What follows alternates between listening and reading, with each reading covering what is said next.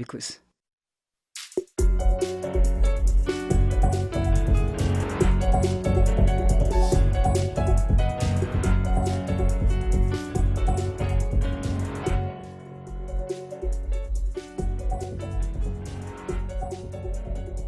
Olá! A tão aguardada proposta de reforma da Previdência Social finalmente foi apresentada à Câmara. Como o novo governo não quis aproveitar a proposta da gestão anterior, o texto vai começar a tramitar do zero. E segundo o jornal Folha de São Paulo, a própria equipe do ministro da Economia, Paulo Guedes, reconhece que hoje a reforma teria o apoio de algo entre 180 e 200 deputados, enquanto seriam necessários 308 para aprovar a proposta. E é para discutir esse tema que o Câmara Debate recebe hoje os deputados Rodrigo Coelho, do PSB de Santa Catarina, e Paulo Ganimi, do Novo do Rio de Janeiro. Deputados, bem-vindos. Muito obrigado. Obrigado. Prazer estar aqui. Prazer é nosso, Paulo está aqui. Saudação especial a todos. Deputado Rodrigo Coelho, qual é a sua primeira impressão sobre essa proposta de reforma à Previdência que chegou aqui? Sou a favor da reforma da Previdência, sim. Mas qual a reforma? Essa é a grande questão. Eu defendo uma reforma que seja ampla, geral e restrita, para usar um termo antigo, né? Ou seja, que atinja todas as categorias, para que cada um dê a sua parcela de contribuição, para que assim fique menor, né, o peso sobre algumas categorias. Então, por exemplo, o meu questionamento é que não veio, por enquanto, ainda a reforma dos militares. Eu acho que deveria vir junto com a reforma da Previdência, essa que foi encaminhada, a PEC número 6, porque ficaria muito mais tranquilo, no convencimento, inclusive, da base aliada com outros deputados, né? E a reforma dos militares é algo mais simples, porque é um simples projeto de lei. A questão dos militares não está na Constituição. E isso inclui só duas questões, que é aumentar o tempo de contribuição, que a princípio estaria até pacífico, de 30 para 35 anos, e aumentar um pouco a contribuição mensal, de 7,5% para em torno de 11%. Isso seria algo mais tranquilo para convencer, né? Houve avanço, como extinguir daqui para frente a aposentadoria especial dos parlamentares, né? Combate forte à sonegação, bem como outras questões dos devedores contumazes, vamos dizer assim, que o termo usado pela Previdência, né? Mas eu penso que há alguns retrocessos, por exemplo, no benefício assistencial, no caso da aposentadoria rural, né, no caso das pensões, que podem ser inclusive menor do que um salário mínimo. Então essas são questões assim, polêmicas, delicadas, e que vão merecer, até como o próprio governo disse mesmo, né, o ministro Onyx e até o ministro Paulo Guedes, que há uma certa gordura, eles reconhecem isso, porque eles sabem que vai ter algum aprimoramento no texto aqui na Câmara dos Deputados, para que a reforma saia e seja aprovada o quanto antes, mas que não prejudique tanto assim, né, as pessoas que estão próximas de se aposentar, e em especial as pessoas carentes que eu falei, né, que vão receber um LOAS, que vai hoje de 65 anos, vai para 70 para receber um salário, mas a partir dos 60 anos só vai receber R$400, ou seja, abaixo de um salário mínimo. Apesar de ser um benefício assistencial, eu penso que é um valor muito abaixo, né, da necessidade de uma pessoa carente para ela subsistir o seu dia a dia. Deputado Paulo Ganimi, qual a sua primeira opinião sobre o que você já viu da reforma, senhor? Olha, eu acho que a reforma é fundamental. Eu acho que é o grande tema hoje para o Brasil. Se a gente quer que o desenvolvimento do Brasil volte a acontecer, sem essa reforma a gente não consegue isso. Então, é positivo a gente ter isso logo no início, né, logo nas primeiras semanas dessa legislatura. Achei a reforma muito boa, melhor, inclusive, que a reforma que estava sendo proposta pelo Temer na época. Ela é mais ampla, ao mesmo tempo, ela faz um período de transição mais gradual, mais tranquilo.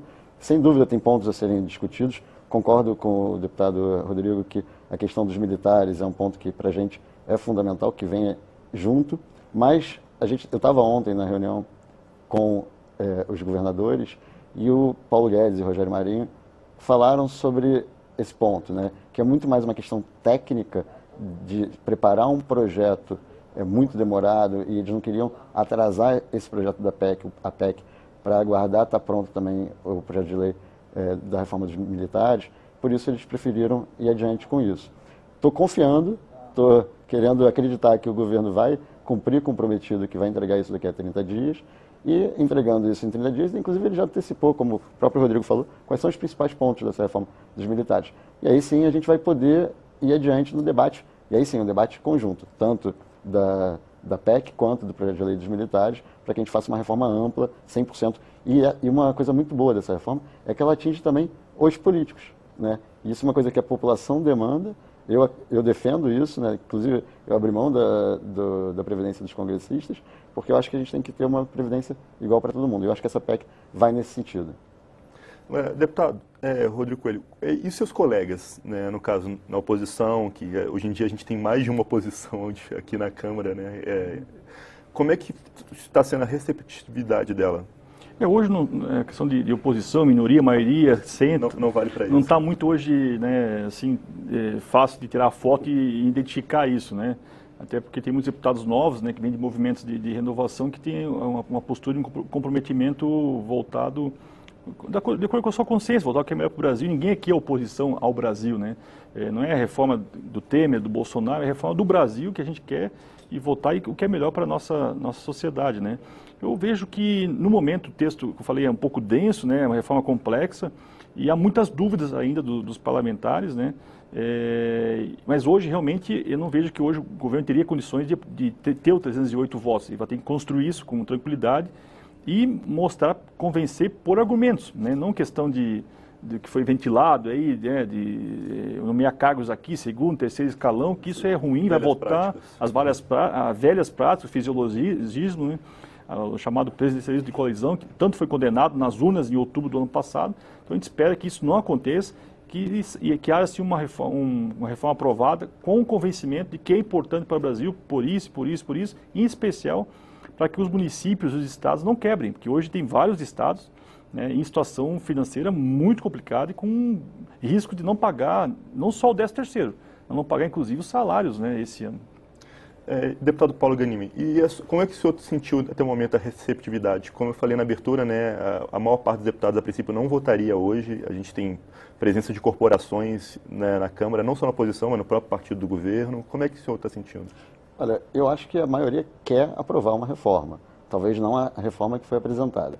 Eu vejo alguns partidos que trazem discussões temáticas, né, seja de oposição, seja de governo. A gente mesmo do Novo, a gente tem algumas visões que não são exatamente aquela, por exemplo, a questão da idade mínima. A gente acha que tem que ter uma idade mínima, mas a gente defende que seja igual para homens e mulheres.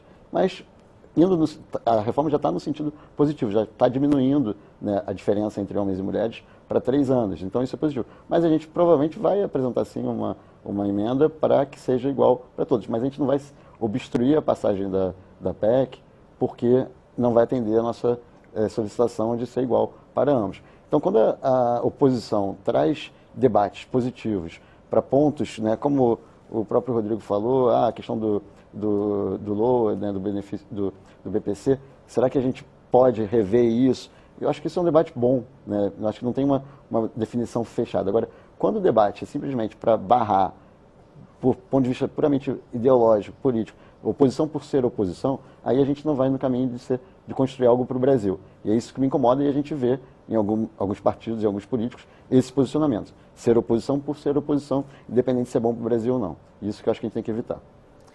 Deputado Rodrigo Coelho, já que o deputado Paulo Ghanimi falou da questão da paridade ou não entre homens e mulheres, né? A gente tem um advogado, André Fittipaldi, falou que essa questão da paridade ou não, ela pode ser objeto de judicialização posteriormente. Qual seria a opinião do senhor quanto a isso? Minha formação também, sou advogado na área previdenciária, né, há 20 anos, e a gente atuou em vários processos de pessoas que buscam o seu benefício, porque o INSS hoje é o maior réu em ações do Brasil, por negar realmente, né, e inclusive cortar benefícios de pessoas que estão há algum tempo aposentadas por invalidez ou mesmo tempo insalubre, ou tempo de lavoura, que é um caso muito típico lá da nossa região, por exemplo, Santa Catarina, né. Por que essa questão da judicialização? Porque hoje vários dos direitos que estão previstos para a pessoa se aposentar estão na Constituição. E com a reforma eles vão virar uma lei complementar. Tanto que há um artigo expresso da PEC para até o próprio regime de capitalização, né, virar uma lei complementar depois para dar mais detalhes de como será esse regime, que não vai atingir os atuais, só os novos, né, mas que vai ter alguns detalhes específicos que vai mudar completamente a forma de financiamento hoje da Previdência. Porque hoje é repartição. O que é? Os atuais, né, pagam para quem está aposentado.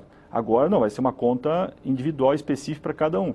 Então, são algumas questões que estão sendo levantadas. Eu acho que é bom a gente ouvir os especialistas na área, ouvir cada pessoa que tenha dado a sua contribuição, mas sem levar para o lado ideológico. Eu sou contra porque veio do governo. Não, acho que não é por aí. Né? A gente foi eleito para estar junto no mesmo barco, vamos dizer assim, em prol do Brasil para beneficiar, né, as pessoas. Acho que algumas injustiças que eu vejo que é possível a gente corrigir, acho que vamos corrigir para não ainda aprofundar, né, ainda mais as pessoas que precisam, né, da Previdência por diversos motivos. Deputado Paganini, falando em trabalho insalubre, né, a proposta mantém uma aposentadoria diferenciada para algumas categorias, né, eu ainda não sei se retira de outras, mas qual seria a opinião do senhor ou do Partido Novo quanto a essa manutenção de aposentadorias diferentes para certas categorias? Eu não vejo problema. Acho que se há um trabalho insalubre, que você diminui a vida da pessoa por conta desse trabalho, ou ele teve uma vida mais dura por conta disso, acho que tem que ser tratado diferente, sim. Não vejo nenhum problema nisso, mas tem que ser por necessidade, não por um privilégio, como é hoje, no caso, por exemplo, até mesmo dos políticos e outras categorias. Então, se é por uma necessidade ligada à especificidade do trabalho, eu acho que não tem problema nenhum. Estamos conversando com os deputados Rodrigo Coelho, do PSB catarinense, e Paulo Ganimi, do Partido Novo do Rio. O Câmara de Debate vai fazer um pequeno intervalo e volta já.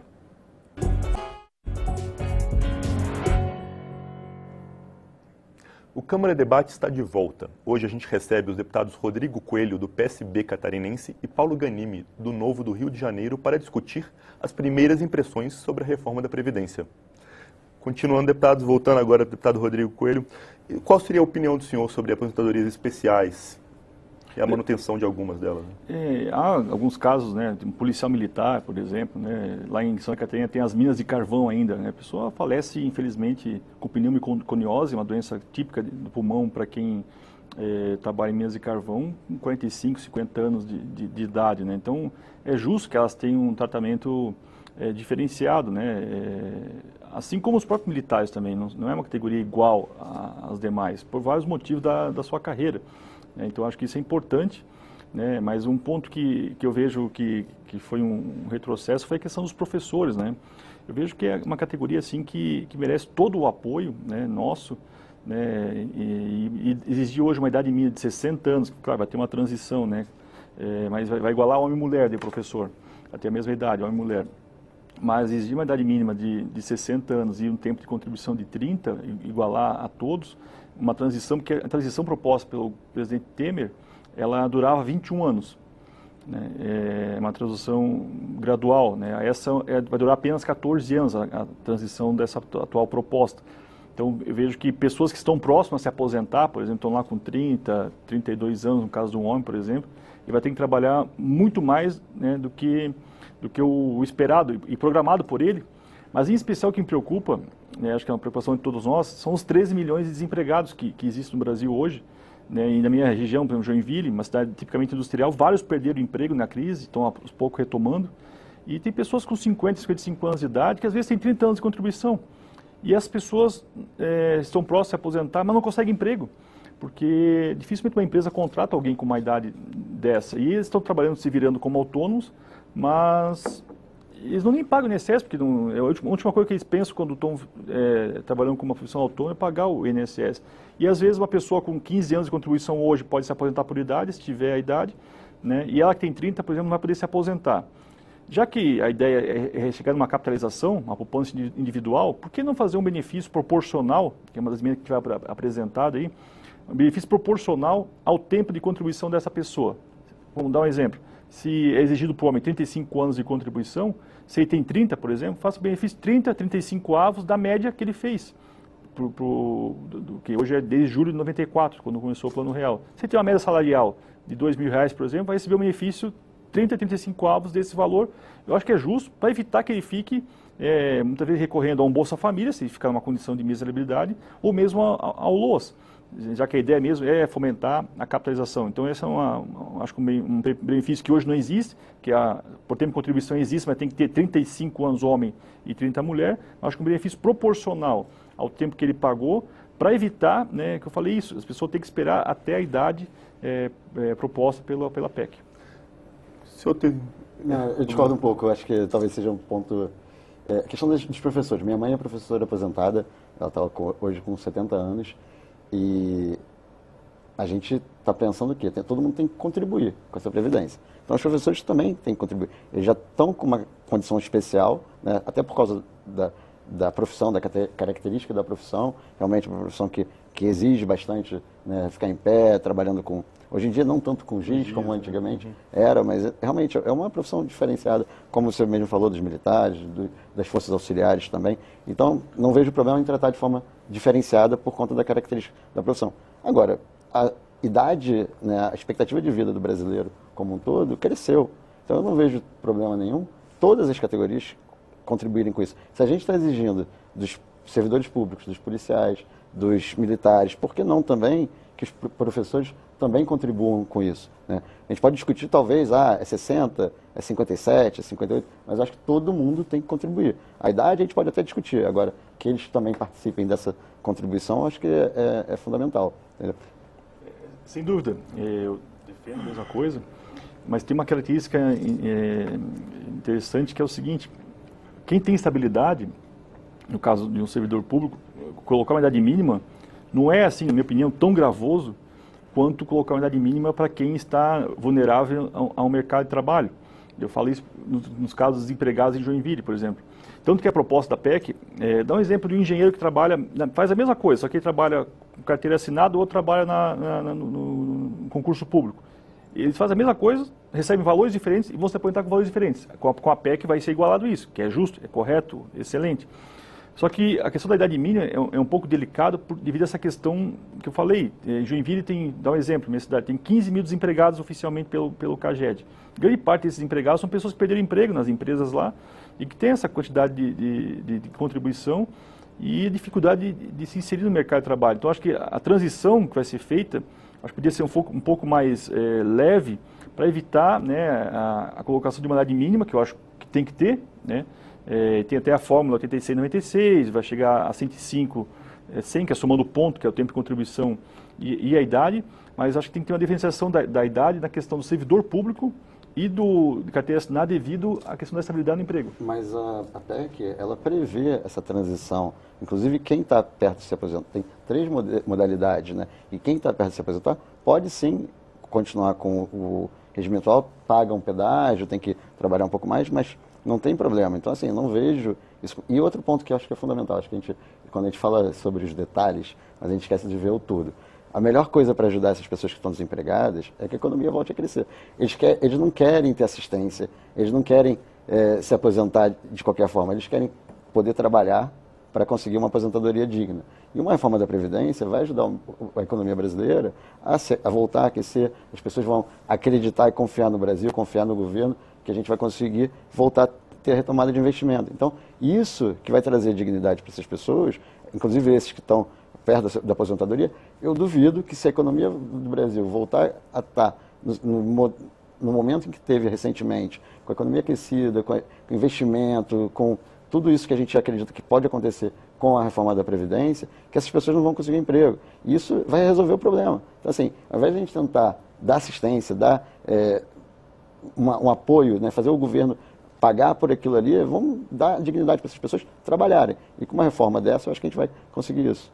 Perfeito. Até pegando o gancho aqui, que eu acho que o segundo passo do governo deve ser encaminhar a reforma tributária, né? Porque tão importante quanto, né, a da Previdência, assim como a política também deve ser discutida, né, várias alterações aí. Incluindo um pacto federativo. Pacto federativo, essa é a grande questão, porque é inadmissível que hoje os municípios, né, estão recebendo aí vários prefeitos, né, na semana passada e essa, com pilhas na mão, realmente com dificuldade tremenda. É admissível que fique uma quantidade de 14%, 15% do que é arrecadado, né, no município. Santa Catarina, por exemplo, é um dos estados que mais arrecada para o Brasil, é o sexta economia. Só que é a 23ª em retorno. Do que ela arrecada para a União, apenas 2,5% retorna. Isso é um negócio inadmissível. Tem estados que é 15%, 20%, mas tem estados que retornam 120%, outros 150%. Entendo que há estados que têm uma carência, uma necessidade maior de apoio do governo federal. Mas é inadmissível hoje que o nosso estado, por exemplo, né, e tantos outros, retornem muito menos do que arrecada para a economia do Brasil, E fica o governador aqui hoje destacando, e lá a reforma previdenciária já foi feita, os servidores já pagam 14%, por exemplo, e aguardam com muita ansiedade essa reforma na questão dos policiais militares, porque hoje tem mais na inatividade do que ativos, né, e que se não tiver um investimento forte em tecnologia, porque ontem colocar 1.000 policiais na rua, numa cidade, que não vai resolver o problema da segurança. Tem que investir forte em tecnologia. Então a questão da reforma da Previdência está aqui em questões pontuais, claro, para não prejudicar algumas categorias, até para aprovar a reforma, né, o quanto antes. Mas a reforma tributária tem que vir logo depois, né? Não podemos adiar isso aí. E a política também, porque passa 4 anos sempre, né, quem legisla é o próprio TSE, que faz resoluções, né, e a cada eleição mudam as regras do jogo, né, e que acabam deixando a população confusa, né, e que não... E hoje temos 35 partidos no Brasil, temos aqui quase 30 representados no Congresso. Pouca coisa mudou, até para a gente discutir, né, no plenário, a questão de destaques, né, pede a palavra, líder, fica uma confusão tremenda e discutindo assuntos nada a ver com o que está sendo votado, né? Então são coisas assim que prejudicam até o andamento do trabalho aqui na Câmara. Né? Eu acho que a reforma tributária, sem dúvida, tem que ser o próximo tema, junto com também a questão da segurança, né? Da segurança, do combate à criminalidade de maneira geral, seja corrupção, seja segurança. E um outro ponto que eu acho que é importantíssimo, né? Já começou a falar um pouco sobre isso com o cadastro positivo, é a questão dos juros. E não de forma subsidiada, como algumas pessoas propõem, mas rever a estrutura do sistema financeiro para que a gente consiga, de fato, reduzir os juros no Brasil para aquecer a economia. Agora, voltando para a questão da Previdência, eu acho que a gente tem, sim, que analisar os pontos que são discordantes, entender se é, de fato, algo que dá para mexer. Por exemplo, essa questão dos 60 anos, né, para o BPC, eu acho que é uma coisa que a gente até entendeu com o relato do próprio Paulo Guedes, que isso gera mais despesa para o governo. Então não é algo para reduzir o déficit fiscal, que é um dos principais pontos. Pelo contrário, eles propuseram isso entendendo que seria uma vantagem, né, a pessoa começar aos 60 anos, receber mesmo que um valor mais baixo, mas, em compensação, ter que esperar até os 70 para receber o salário mínimo. E o próprio Paulo Guedes falou, olha, se isso não for politicamente interessante, fiscalmente não é interessante. Então, dá para rever. Esses são os pontos que eu acho que a gente tem que discutir, debater. Questão dos professores, como você falou, acho que tem que contribuir sim.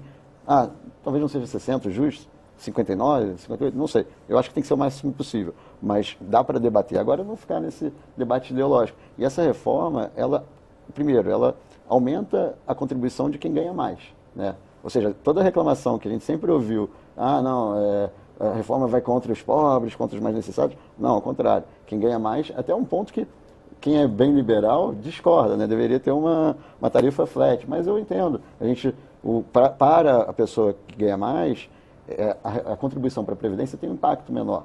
Então, às vezes é normal que você aumente realmente a alíquota para quem ganha mais. Então, até nesse aspecto, a reforma vai no sentido correto e ela engloba todo mundo, né? Tirando os militares, mas que eu estou confiante que ela vá, sim, ser apresentada em 30 dias. Se não for, aí a gente tem que cobrar o governo para que seja. Né? Deputados, nosso tempo está acabando, mas dá tempo de cada um responder rapidamente em 30 segundos.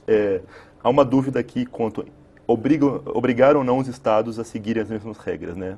Parte dos deputados acha que obrigando você envolve os governadores e é mais fácil de aprovar a reforma. Parte acha que é mais ônus para os deputados, é mais difícil de conseguir a maioria, os estaduais que arquem com a parte deles. Qual a sua opinião, deputado Rodrigo Coelho? É uma questão delicada, realmente. Mas nós não devemos esquecer que o Brasil é uma república federativa, né? Então há uma autonomia na questão dos estados em várias questões, apesar de na prática não sermos uma federação, né, e isso é uma questão que deve ser aprofundada. Não é por acaso que ontem o ministro Paulo Guedes fez a apresentação numa conversa diretamente com os governadores, que envolve, né, e os deputados federais, cada um teve a sua reunião do Fórum Parlamentar do Estado com os governadores. A discussão é delicada, mas que merece um aprofundamento, mas eu penso que deve ser sim vinculado aos estados, porque é inadmissível que o cidadão não quer saber se o serviço que ele está usufruindo é municipal, estadual ou federal, né? O servidor, se é municipal, estadual ou federal, e quer saber se está sendo prestado um bom serviço, eficiente. Então, isso que essa diferenciação não faz bem para o Brasil. Do ponto de vista ideológico, né, a gente acredita que tem que dar mais responsabilidade para os estados e municípios. Então, o que eu vou falar agora poderia ser até contrassenso desse ponto. Mas como a gente criou o problema para os estados, pelo fato da gente não ter um pacto federativo correto, em que a gente coloca na mão dos estados e municípios a responsabilidade e também o bônus, né, o dinheiro, o recurso para atuar, eu acho que a gente deve sim aprovar uma reforma que obrigue os estados, porque os governadores querem isso, né? E eu não tenho problema nenhum arcar com esse ônus político de fazer essa reforma, até porque eu fui eleito com a reforma da Previdência como um dos objetivos, que eu não estou trabalhando para uma categoria específica, não estou trabalhando para uma base específica, eu estou trabalhando para o Brasil. Então, se é importante para o Brasil e para o Rio de Janeiro essa reforma, eu não tenho problema nenhum de defender, mesmo que isso custe minha cara no muro lá como traidor da pátria de algumas pessoas que vão falar isso, mas na verdade é o contrário. Quem está defendendo a reforma está defendendo o que é melhor para o Brasil. E se a gente entende que isso vai facilitar para que os estados adotem também essa reforma, que é importante para o ajuste fiscal, e eu sou de um estado, Rio de Janeiro, que tem um problema gravíssimo de ajuste fiscal. Então, se a gente não facilitar para que isso seja adotado lá, e com isso o Rio de Janeiro garantir também esse ajuste fiscal, eu não estou trabalhando para o Rio de Janeiro nem para o Brasil. Então, eu acho que a gente tem que fazer isso, tem que aprovar e tem que ir nesse sentido. E não é o momento de ficar pensando, fazendo conta de perda ou ganho político com isso. A gente tem que pensar no que é o melhor Brasil. A gente foi eleito para isso e os eleitores mostraram isso nas eleições. E mais, eu acho que a gente tem uma responsabilidade também de educar os eleitores com relação a isso. Quando eu falo educar, é explicar, mostrar. A gente está aqui, a gente tem a reforma, a gente tem a equipe, a população não tem isso. Então, se a gente se isentar disso, a gente não está fazendo nosso papel também de ser líder, né? Líder das pessoas que elegeram a gente e que estão esperando da gente, mostrar para eles, olha, a reforma é importante por causa disso, isso aqui não é bom, então a gente tem que assumir esse ônus também, a gente não pode querer só o bônus das coisas, então acho que a gente tem que ir nesse sentido. Deputados, muito obrigado pela participação de vocês. Obrigado. Um prazer, e conte com a gente quando quiser. Com certeza. Eu sou Juliano Pires e este é o Câmara Debate, uma produção da TV e da Rádio Câmara. Você pode conferir esta e outras edições do programa no nosso site câmara.leg.br. Fico por aqui. Até mais.